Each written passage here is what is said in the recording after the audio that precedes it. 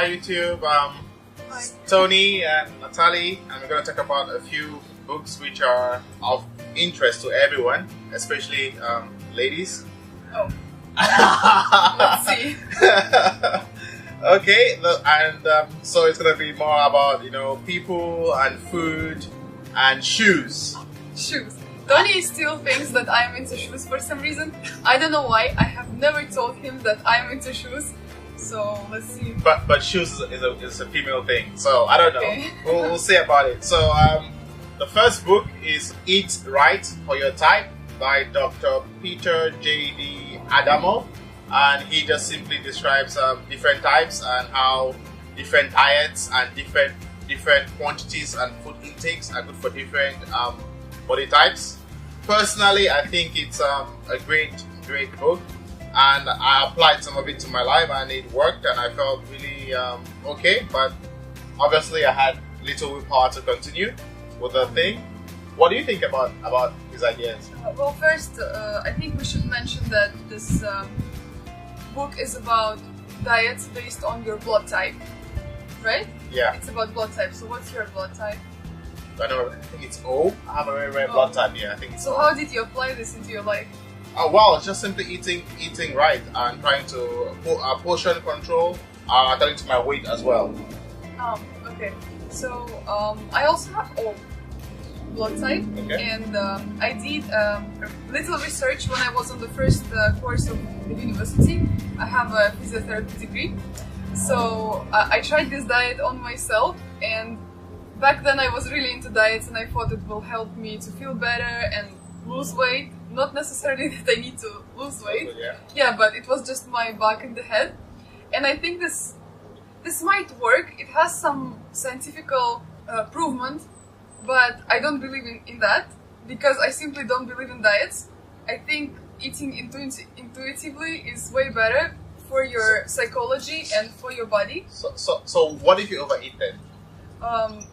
Intuitively overeat? No, this is about intuition because we don't need that much food actually, and when we bring ourselves into balance, then you start feeling what you want, and it's even okay to eat sugar or drink Coke sometimes if it's all in moderation and if you really feel like it, but not because you want to switch your mind from the problems, because oftentimes we tend to eat something sweet, or we have cheat days or cheat meals because we simply cannot cope with the emotions that we have inside.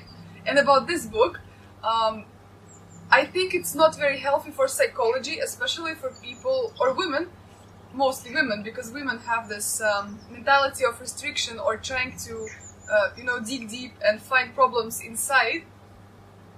I don't think it's a good book psychologically because it is very restrictive. But based on my blood type, I was supposed to eat certain things, and I was not supposed to eat things that I like. So why should I force myself to eat what I don't really like because it's my type of blood and type of diet, and just skip things that I don't like to eat just because the book says so, or just because I have zero blood type?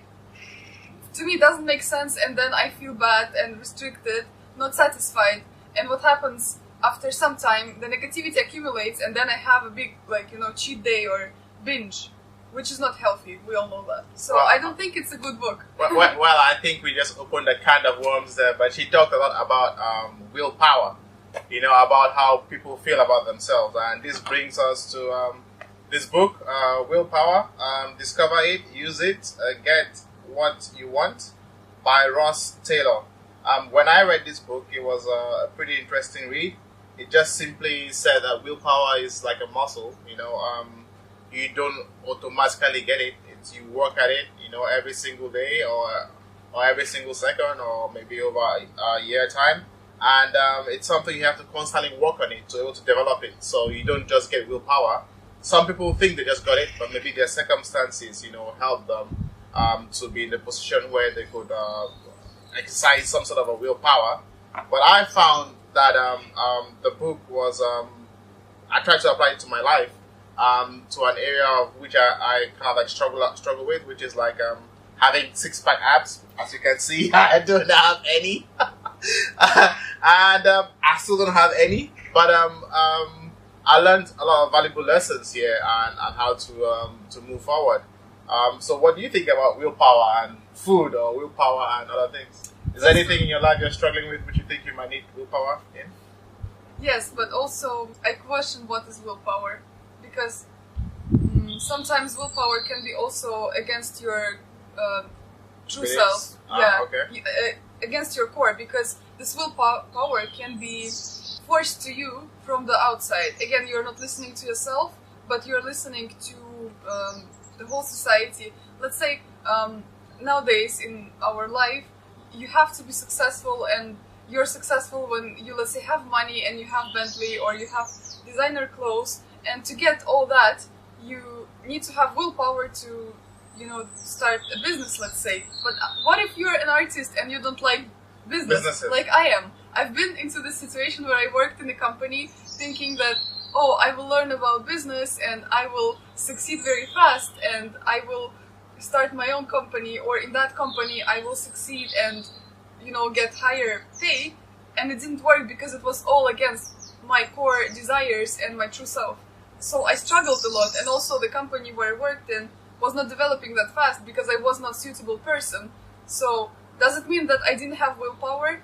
Did I have to push myself for 2 years more, or it's a very questionable thing. Well, I personally believe that sometimes your environment can be the main issue when it comes to success. That's true. Success, and sometimes as well, if we don't put ourselves in different situations, we would not know if we can be good at it or not. For example, my arithmetic is really, really bad. My math is really bad, but I do okay when it comes to trading.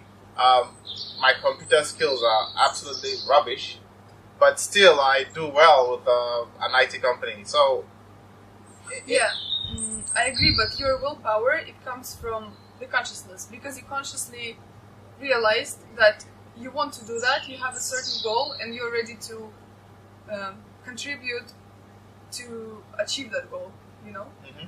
But sometimes when your willpower is not conscious, then it brings more of a struggle and more of disconnection from yourself. So why don't you see it as a discovery, as discovering another side of yourself? If you're doing something which you might think is against your willpower, obviously not something which is illegal or something which destroys your moral self, but just having a new experience. For example, skydiving. Right. You might be scared of heights or scared of aeroplanes or whatever, but if you went skydiving or bungee jumping, that's something which is out of your comfort zone, but that might be able to increase your willpower. Or swimming, for example. I'm a really bad swimmer, but I try to learn to swim because I know it's a skill you need to have. So that I think even though it's out of your comfort zone, sometimes I think we are on this earth to be able to push ourselves onto to learn who we are, and unless you try a few different things and push your boundaries a little bit more, you would never know how far you can go or what you can achieve. Same like I'm not very good with the camera, but here am I on the camera. So on to the next thing. This one, sugar detox. Simply I haven't talks. read that book. Yeah, she hasn't read the book. I read a lot of the book, and it simply talks about basically sugar, how much sugar we consume, how the sugar and everything. And I started watching my sugar intake, and I also realized that when I stopped eating sugar for a while, although I love ice cream, I must confess, Yeah. I love ice cream, I challenged myself to stop eating sugar for a month, and I realized that it was a bit like a drug. Where if you don't have a sugar fix, your brain starts having different feelings. You start feeling differently. And it was a really, really good book about how much sugar, just to enlighten us about how much sugar is in everything, and how sugar affects us, and the negative aspects of sugar, and different cultures, how different cultures perceive the intake of sugar, Asians, Africans, and everything else. And I personally believe in Europe there's so much sugar consumption, unnatural sugar consumption, compared to other cultures or other food cultures like African food or Asian food or or Latino food. So what do you think about sugar, for example, sugar detox? You're a vegan. I know you try to avoid. Being vegan doesn't necessarily mean that you will be super healthy, and being not vegan also doesn't mean that you will not be healthy, because it's again it's all up to us and listening to our intuition and inner self and finding something that suits you. So I don't consume conventional sugar for 4 years, I think. Why? Why is that? It was like 4 years ago. There was a big change in my life. Okay. I went to the next level, you know, in my life. So I changed a lot for better, because I wanted to improve, live better, healthier life. So I stopped eating sugar, and in the past I used to eat a lot of sugar. Like, I remember I would study in the library for the exam, and I could eat 300 grams of chocolate in one sitting, which obviously has a lot of sugar, and I have a sweet tooth till that day, even if I don't eat sugar. So, but I can tell that there is a significant difference in the way you feel, and sugar is really like a drug. And even not that, you know, processed white sugar, but as now my taste buds have like cleaned up, I can feel if it's too chemical or too processed or too sugary, and my body feels right away. I feel it's not natural, and then I can feel that my heart starts to pump and I don't feel good. But also our bodies adjust. So if you're used to eating a lot of sugar, you will not feel the change. But if you don't eat sugar at all, even 1 teaspoon will make a big difference in the way you feel. So guys, cut down on sugar. It's bad for you. And one way of cutting down on sugar is running shoes. Yeah. So this book is written by the founder and owner of Nike, the world's most popular, one of the world's most popular shoe brands. And he just talked about his beginnings and going through life until he was 24. He had no clue on what he wanted to do in his life. I still have time. Good. I'm not 24 yet. And when he was at university, what he did like to do was run, and he was also part of the athletics team, like long distance running team. He was very close to his trainer as well, and his trainer was always finding ways of improving their running time. So his trainer this was like 1950s, 1960s, and his trainer was always trying to modify their shoes to make sure that they could run faster. And while he was at university, he wrote a project on shoes, on how to get cheap shoes from Asia, and then bring the shoes to America, because the shoes were a lot more interesting. And from there, after he finished university, he worked as an accountant just to have a stable job. But then he had this inner yearning about wanting to do something about shoes. And he got some money, decided to go to Asia, but then spent 1 year off in some other American city. Finally went to Asia, and then he started selling, I forgot what they call the shoes. They have a very, very popular design. It's a bit like the Adidas design. But it's a very popular Japanese shoes. He started selling those shoes and importing them to America, and he made his coach his 50-50 business partner, and they imported the shoes in America for a while, and things were going on, and there was so much politics within him and the Japanese company. Then when they ship the stuff to him, he sells them. His turnover was like doubling, tripling every single time he sold shoes, and it just exploded. So he just talks more about business, about some guy who knew nothing about business but had a passion. By the way, he had an accounting degree. He was a CPA, professional accountant, but he wasn't really passionate about business because this was not what he wanted to do.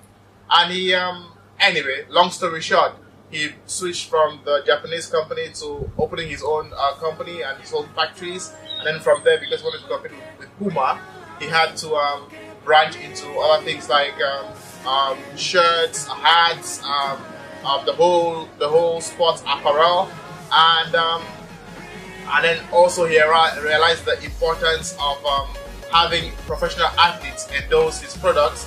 That's when everything shut up, and at the end of the thing, he just says that he's really surprised on how far he's come from life, and he did not really set up to become a billionaire, but he was really happy, and I love the book. It's a pretty good book. You know, it's a very interesting book. So ladies on the shoes? What's your experience about shoes? Well, usually when it comes to ladies in shoes, we all think about high heels and Louis Vuitton or, you know, those high fashion brands. But personally, strange to admit, I have never owned a pair of Nike shoes. So I need to get you a Nike. I need to get you a pair of Nike. Yeah, go ahead. Even though I was a professional sportsman and I also ran a lot, but I never used Nike shoes. So what brand did you use? Adidas. Okay. Echo. Okay. Wow. Yeah. Are they good? Are they good? Did you like them? Echo are pretty good for running. They have a special collection or model for running. It has a very thick base, how you call it? Yeah, but sole. Yeah, the sole. sole. Yeah. And Adidas are good for indoors training, like, I don't know, group trainings like body pump or whatever.